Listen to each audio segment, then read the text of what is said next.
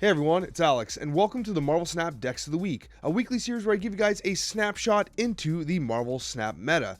This week, I've got 5 decks for you, 4 in Pool 3 and above, and I've got 1 for Pool 2, which is something that a lot of you guys requested that I keep in this series. If you'd like to support the series, please press the like button. It makes a tremendous difference. It really does. And most importantly, I'd love for you guys to join us on Twitch TV. We have a ton of fun, and honestly, it is a great experience. I would love to see you there. Links in the description and in the comment section. Now, you might be thinking, Alex, why are you showing me Spidey-Man? Well, there's something really important to understand about Spider-Man, is that it is one of the key cards in one of the most oppressive decks currently in Marvel Snap. Now, right now, the Zabu meta is still kind of running rampant. We still haven't figured out the ideal Zabu list yet. There's a ton of experimentation still occurring, and that is a great thing. That's exactly what you want to see, and it's the sign of a healthy overall meta. However, this Zabu-based control deck has the combination which has everyone wanting to punch their monitor and smash their phones.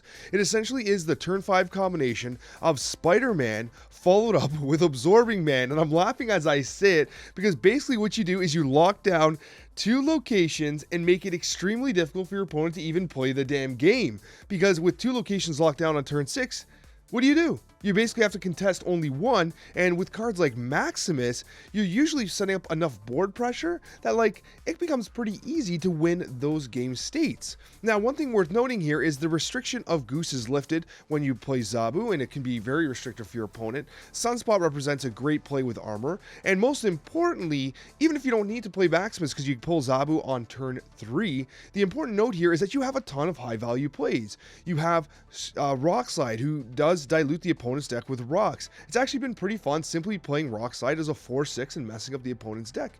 You have White Queen, who's a tremendously high valued card. You have Arrow, which is a very disruptive card. Use her before she gets nerfed. And then Chavez is good enough, but the reason why Chavez is in this list is you have a consistent turn 6 play to play in conjunction with the Spider-Man and the Absorbing Man on turn 5. And as well, it actually increases the opportunity for you to draw Zabu by turn 3, which is actually kind of critical. If you don't draw Zabu, Maximus represents a good opportunity to put some power on the board. However, obviously, you want to get Zabu out so you can get some greater plays like Rock Slide, White Queen into Spider-Man and Absorbing Man, all of which increases the odds of pulling those thanks to America Chavez. Regardless, Zabu is in a really interesting spot in the meta right now, and we continue to experiment with new decks to find a newly found meta. While Zabu is all the rage, it's worth noting that Sera Surfer continues to be an absolute top-tier deck in the current meta. There have been some adjustments made in order to take advantage of certain meta archetypes that try to counteract this particular list. First of all, the utilization of Iceman to hopefully hit that leech that just might be in their hand, but honestly, this is just a damn good card. But you do have Goose as well, which helps to restrict their ability to contest specific board states while you're able to still access those locations with all your 3-drops. Scorpion represents an opportunity to, again, give yourself a high quality 2-play while also ensuring that you're impacting their hand and giving you a better board state later on in the game by having less power against you, which of course is extremely valuable. But most importantly, what we've done here is we have several high impact cards. Of course, you want to play Sera on turn 5. That allows you to do a miracle turn 6 where you're able to play 3 additional 3-drops. The core mechanic here is you want to make sure that you have your Bishop out on turn 3 or 4. You want to have your Brood out on turn 3, 4, or 5. Not actually 5. You want Sera out on 5. But basically you want 3 or 4 Bishop, 3 or 4 Brood, Mr. Fantastic if you have to, Cosmo if you have to counter. But most importantly, what you want to save for the last turn of the game on turn 6, you want to play Swordmaster, you want to play Maximus, and you want to play cards like Polaris. The reason for this is because the Maximus 2-draw impact is not felt on turn 6.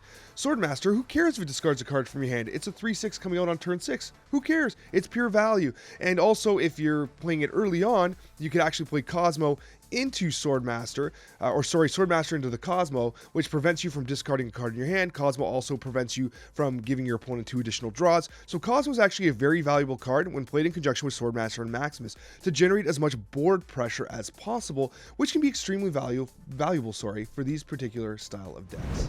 Over the last several weeks, there has been a new archetype that has really strengthened itself in the Marvel Snap meta. And yes, it uses Leader, and I'm sorry I have to show Leader on the screen, but yes, he's getting nerfed, but Leader still maintains his identity as a 6/3 or 6/2 or whatever they do. And playing good stuff, good cards, and just overall pure value, as I've called them in prior renditions of the decks of the week, gives you an opportunity to use Leader to the greatest effectiveness.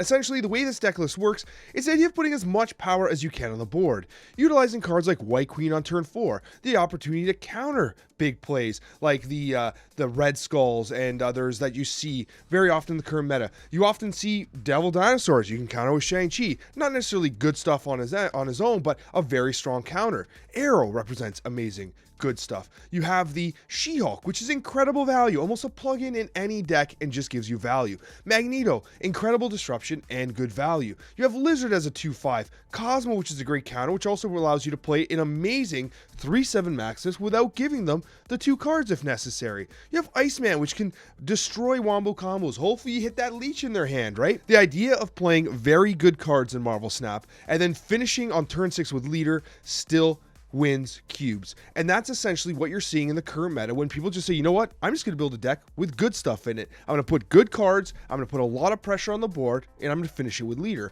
And that's some of the reason why people are frustrated with Leader, but it ultimately makes a very good deck list.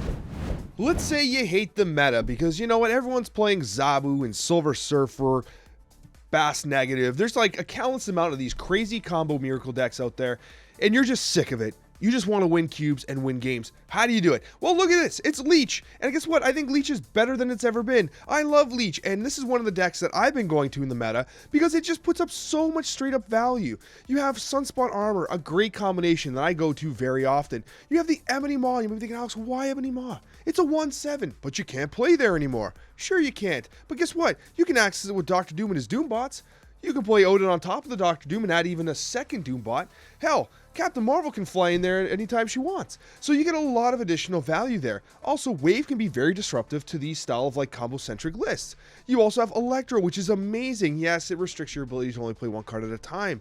But ultimately, opponents just can't keep up with the amount of pressure you put on the board, which allows you to finish with Leader. But most importantly, you get access to a turn 4 Leech, which will absolutely make any combo player cry.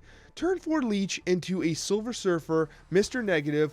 I mean, not so much Zabu as much, because like you're still playing cards that are like 4/6s, but it still feels terrible. Like that Leech on turn 4 is completely demolishing. So this is one of those deck lists that like, if you're like, Alex, I don't know what to play this, damn it. Just play this, because like it is just so good in the current meta. You're still taking advantage of Leader. You got the Arrow before she's nerfed. She's going to get nerfed, by the way. But anyways, regardless, this is a very, very good list. And anytime you're able to get Leech out on turn 4, you have a good chance of winning, because guess what? On turn 5, you're playing a Dr. Doom with the Electro. You're playing Captain Marvel, who can access the Ebony Maw location. There's so much additional synergy in this list that honestly, it sets up incredible board states that can help you win some cubes.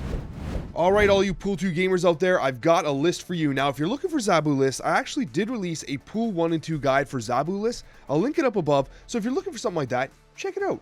But other than that, if you're sick of Zabu, you don't have Zabu, we've got a new style of Aggro KaZoo that's been really making waves in the meta. Basically, what you're doing here is you're playing the usual Ant-Man, Squirrel Girl, Iceman, Nightcrawler. Rocket Raccoon's a new one. 1/4, you'll take it. But the nice thing about Rocket Raccoon is you can play it later on, not as a turn 1 play, and hopefully be able to predict better where your opponent's going. And the Ebony Maw.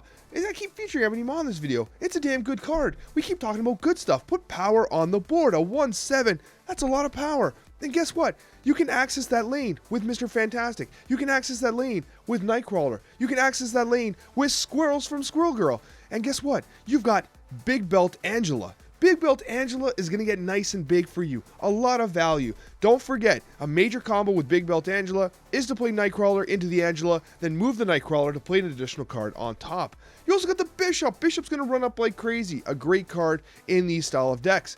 And then most importantly, you got that Shang-Chi. Why do you got Shang-Chi? Why do we need Shang-Chi? That's not a high value one drop. Well, because you're going to see lots of this, aren't you? You're seeing lots of this in Pool 2. Punch it out. And so that's your tech card. And we actually get rid of Chavez in this list, and we straight up go Kazar into the Blue Marvel. By turn 6, it's very likely in the vast majority of your games that you're going to pull Blue Marvel. So it's a pretty good card. Why not play it? If you don't have Blue Marvel, you might want to play a Shang-Chi on turn 6 to knock out that Devil Dinosaur or whatever they might have.